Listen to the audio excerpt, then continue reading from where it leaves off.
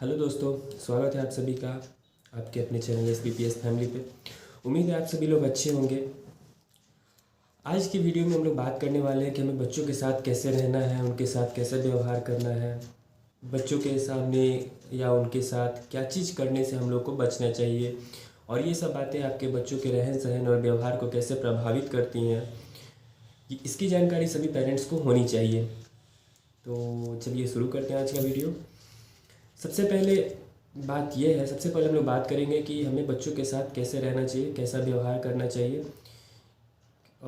क्योंकि बच्चों के साथ व्यवहार करने आप जैसा व्यवहार बच्चों के साथ करेंगे वैसा ही व्यवहार वो सीखेंगे। आप जो करेंगे वो आपको देखकर ही सीखेंगे, क्योंकि बच्चा अपना अधिकतर समय आपके साथ आपके सामने में बिता रहा है आपको देखते हुए। तो आप जो करेंगे या आप जो व्यवहार करेंगे उसका सीधा असर उनके ऊपर पड़ेगा और वे वही चीज़ सीखेंगे।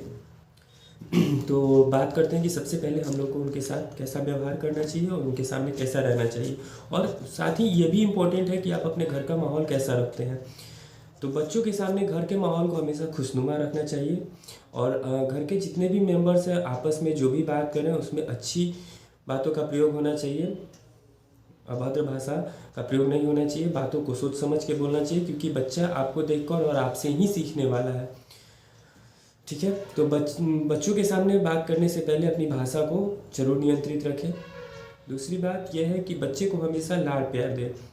लाड प्यार देने का मतलब ये, उससे फ़ायदा आपको ये होगा लाड प्यार देने का कि बच्चा आपसे खुलकर रहेगा, आपसे डरेगा नहीं, आपके साथ कंफर्टेबल फील करेगा। और आपके साथ कंफर्टेबल जब फील करेगा तो आपको अपनी हर प्रॉब्लम या कोई भी उसके मन में जो भी विचार है या कोई भी बात है वो आपको खुल के बताएगा।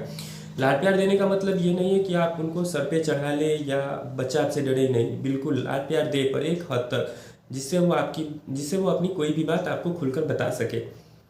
तो बच्चों को लाड प्यार देना जरूरी है। और साथ ही साथ समय समय पर बच्चों को छोटी छोटी गिफ्ट्स हो गए, कोई भी गिफ्ट्स हो गया, चॉकलेट हो गया, या जो भी उनको अच्छा लगता है वो देकर मोटिवेट करते रहें, ताकि बच्चा उससे आपका इंस्पायर्ड होते रहे और कोई भी काम दे। क्योंकि जब आप बच्चे को हौसला देते हैं, अच्छी तरह से हौसला देते हैं, तो उसको कोई भी बड़ा से बड़ा काम भी उसको छोटा लगने लगेगा और वो आसानी से उस चीज़ को हासिल कर लेगा। जो भी उसका गोल है, जो भी उसका टारगेट है, वो ईजिली वो गेन कर सकता है। तो आप लोग ध्यान रखेंगे, बच्चों को मोटिवेट भी करना है, लाड प्यार भी देना है और अच्छे से बातचीत करनी है। बच्चों के साथ ये व्यवहार बहुत इंपॉर्टेंट है। उसके बाद बच्चों को कोई भी बात सिखाने के लिए, बच्चों को आप कोई भी बात सिखाने या समझाने के लिए किसी भी कहानी, चित्र या उदाहरण, एग्जाम्पल की मदद ले सकते हैं, क्योंकि बच्चे चित्र, कहानी या उदाहरणों के माध्यम से जल्दी सीखते हैं। ये चीज़ें उन पर डीप इम्पैक्ट डालती हैं। तो आप ध्यान रखेंगे, किसी भी चीज़ को समझाने के लिए कहानी, चित्र या कोई उदाहरण की मदद ले सकते हैं।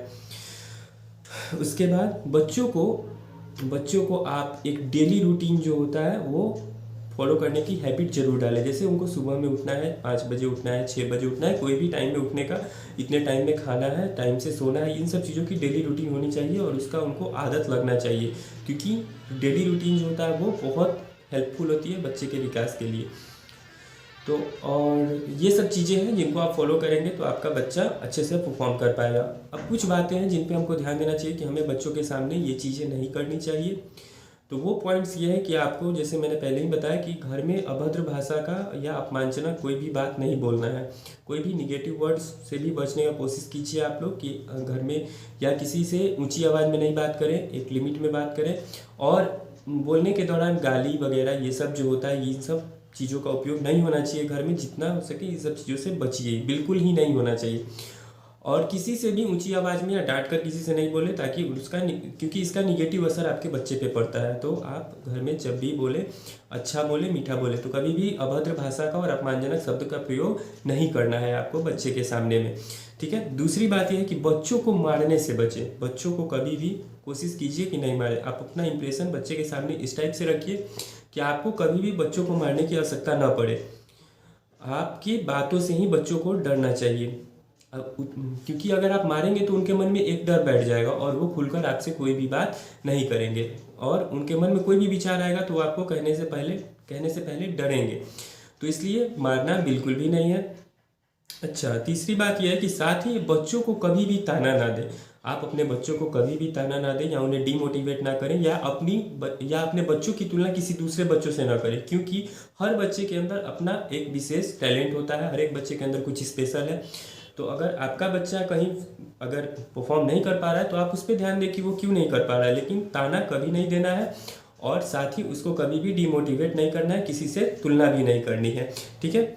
और बच्चों पे जैसे कि मैंने पहले भी वीडियो में बताया था आपने कि बच्चों पे ज़रूरत से ज़्यादा बोझ पढ़ाई का हो या किसी भी चीज़ का हो, तो किसी भी चीज़ का ज़रूरत से ज़्यादा बोझ या प्रेशर नहीं देना है। उनके जो मन में आता है, उनकी जो अपनी विचार है, उसको खुलकर रखने का मौका दें ताकि वो बेहतर परफॉर्म कर सकें।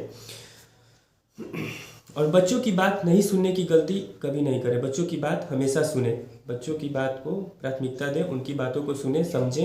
और अगर आपको उसमें कुछ गलत लग रहा है तो आप उन्हें इस टाइप से समझाएं ताकि वो आपकी बात को समझ ले कि हाँ उन्होंने गलती की है। आपका समझाने का तरीका ऐसा होना चाहिए कि बच्चों को लगना चाहिए कि हाँ मैंने गलती की है और ये गलत है, मुझे इसमें सुधार करना चाहिए। तो उनकी बातों को सुने, ऐसा नहीं कि दरकिनार कर दे उनके विचारों को, उनकी बातों को सुने समझे। और अगर आपको कुछ गलत लग रहा है तो आप अपने अनुभव के आधार पर उन्हें इस टाइप से समझाइए कि वो आपकी बातों को समझ जाए। तो आज की वीडियो में इतना ही। उम्मीद है आपको हमारी ये जानकारी पसंद आई होगी। और मेरी सभी पेरेंट्स से एक गुजारिश है कि कृपया आप लोग मेरी वीडियो में ये जो मैंने आज की वीडियो में ये जो बात बताई है, कृपया आप लोग इसको अपने बच्चों के साथ ज़रूर करें। इस चीज़ को, इस बात को, जितनी भी बात मैंने इस वीडियो में बताई है, कृपया कर सभी लोगों से हाथ जोड़ के गुजारिश है कि आप लोग इस चीज़ को फॉलो कीजिए।